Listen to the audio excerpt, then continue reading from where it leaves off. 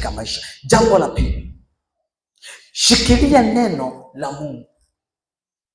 Jambo la pili, shikilia neno la Mungu. Wakati wa magumu, wakati wa changamoto, wakati ambao naona katika maisha yako hakuna mpendo, wakati ambao umeuguza, naona hapa siwezi kuvuka, wakati ambao ndoa yako ina changamoto, kila mtu anakuzonga, wakati ambao biashara yako imegoma, jambo la pili, shikilia neno la Mungu. Hii unaipata wapi? Unaipata kwenye Zaburi ya 119 na mstari ule wa 105. Anasema, neno lako ni taa ya miguu yangu na mwanga wa njia yangu. Neno lako ni taa na mwangaza wa hatua zangu. Wakati wa giza la maisha, neno la Mungu hutupa mwanga. Wakati wa giza katika maisha, wakati ambao hauoni mbele, hauoni nyuma, hauoni kushoto wala kulia, ndio wakati ambao lipatie neno la Bwana nafasi. Ili neno la Bwana ni taa na mwangaza wa hatua zako. Hili neno la Bwana unalipatiaje nafasi? Wakati ambao umetengwa na ndugu, wamekutenga majirani, wamekutenga watu mbalimbali, wanakuzungumza kwa mabaya, ndiyo wakati ambao unakuwa karibu na neno. Linakupaje taa? Utaona inakujia Zaburi ya 27 mstari wa 10, unakwambia, baba yangu na mama yangu wamenitenga, lakini Bwana amenikaribisha kwake. Hapo unapata nguvu, hapo unapata mpendo. Sikiliza, hili neno linakujiaje kuwa taa? Hili neno linatumikaje kama mwangaza? Ndio wakati ambao unapitia ni magonjwa, ni misiba, ni ajali, ni kupoteza vitu, linakujia neno kama taa.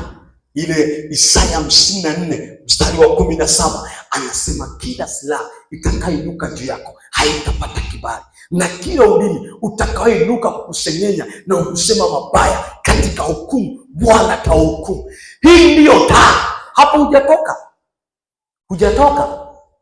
Hili neno la Bwana linakuwaje taa? Linakutoaje kwenye magumu? Anakupa Zaburi, anakwambia Zaburi ya 23 mstari wa 1, anakwambia, Bwana ni mchungaji wangu, sitapungukiwa na kitu. Wakati huu una kitu, anapokutumia neno kwako, unajisikia kuwa boss, unajisikia kuwa mwenye vitu. Hili neno linakutia nguvu ya kuinuka tena. Hili neno anatumiaje Bwana? Neno lake kama taa kwako. Anatumia neno, anaweza kukupa Zaburi ya 23 mstari wa 4, anakwambia, nijapopita kwenye maji mengi hayatanigharikisha, fimbo yako na gombo lako vinaniinua tena. Hili neno linakutoa wakati ambao uko na magumu, hauoni unafanyaje hapa. Anapokupa neno, linakutia nguvu ya kukutoa, ya kujua kwamba kumbe haya maisha nilionayo kwa sasa, huu ugumu nilionao kwa sasa, kumbe ni wa muda, ninapita. Amesema nijapopita, sio nijapodumu. Bwana Yesu asifiwe. Unapotumia neno la Bwana katika nyakati, linatumika kama taa na mwangaza uonyesha mpendo. Unapokosa neno la Bwana, utakuwa na neno lako katika kinywa chako.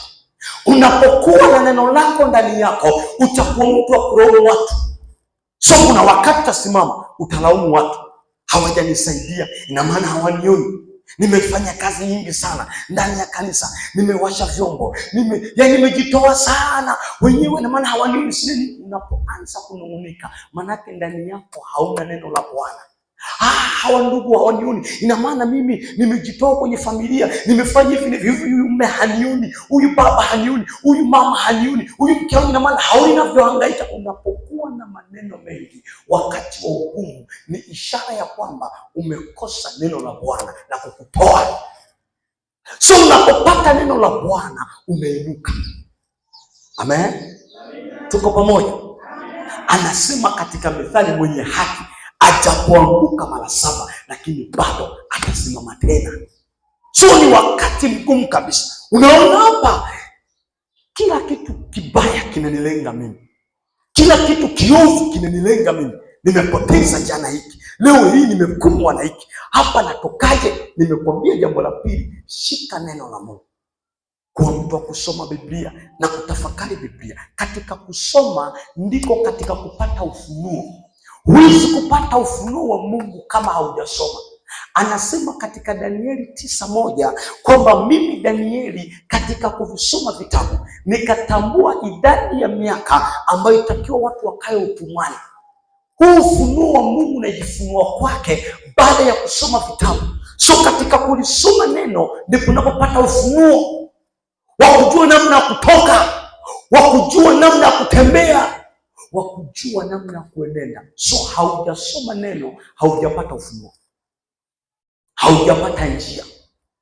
Na ndiyo kusudi ambalo huyu Daudi anapitia nyakati ngumu kimaisha.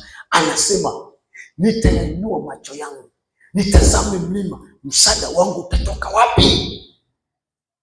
So neno linamtia nguvu ya kutoka. Neno, msaada wangu ukatika Bwana aliyeziumba mbingu na nchi. Huu msaada ameupata katika neno. Ni wakati ambao ni mgumu kwako, tumia neno kutoa. Soma neno kulingana na wakati uliomo. Soma Biblia kulingana na muda unaopitia. Usisome Biblia kila kitu kafikiri cha kwako kwa wakati huo. Kila neno la Bwana analotuma kwako ni la majira na nyakati. Anasema kwa kila jambo kuna majira na nyakati. So leo nimekupa neno hili, ni la majira uliopo. Mungu anakujulisha uweze kutoka na anakupa vitu vya kufanya utoke. Unapoenda mahali ukasikia neno lingine, hilo neno ni la wakati mwingine ambao unakuwepo sasa la kukutoa. Tusonge mbele kidogo. Namba